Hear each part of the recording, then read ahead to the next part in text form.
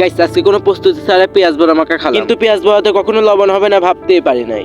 So মাগরিবের নামাজ পড়ে আমরা দুজন একটা গাড়িতে উঠে বাজার করার উদ্দেশ্যে রওনা দিলাম। তো অবশ্যই আমরা গাড়ি থেকে নেমে একটা মুদিখানার দোকানে যাচ্ছি, কারণ ওখান থেকে আমরা সবসময় বাজার করে থাকি। আমাদের পিকনিক যে বাজারগুলো আছে সব ওখান থেকেই করে থাকি। তো এই দোকান থেকে আমরা যা যা লাগে উনিকে বললাম যে আপনাদের বড় ভাজি এই জন্য যা যা লাগে সবকিছু দেন। তো উনি বললো আচ্ছা ঠিক আছে তোমরা দাঁড়াও কিছুক্ষণ। তো উনি দিতে শুরু করলো। তো অবশেষে আমাদের বাজার করার ডান। তো এখন আমাদের চা খাওয়া পালো, কারণ ওইখানে শীতের চা না খেলে তো চলবে না, এই জন্য আমরা বসে পড়লাম চা খাওয়ার উদ্দেশ্যে। ফাইনালি অবশেষে আমাদের হাতে চাটা চলে আসলো গরম গরম। তো আমরা খাই আর এই খাওয়া শেষ। তো চলেন এখন বাসার দিকে যাওয়া যাক। তো অনেকক্ষণ হাঁটাহাঁটি করার পর অবশ্যই আমাদের বাসায় আসা কমপ্লিট। তো এখানে এসে আমাদের এখন কাজ করা বাকি। তো এখনো ধনার পাতা যা যা লাগবে আর কি সবকিছু নিয়ে আমরা রেডি। তো এদিকে সবাই আঁকা করতেছিল, কারণ আঁকা না করলে তো আমরা কিভাবে পেঁয়াজ বড়া ভাজা। তো সবাই আঁকা করতেছিল, এইদিকে আমি দেখেন পুরাই বিন্দাস। তো গাইস অবশ্যই আমাদের পেঁয়াজ বড়া ভাজা কমপ্লিট। তো ওদের মুখ থেকে শুনে নেন কিরকম স্বাদ হয়েছে।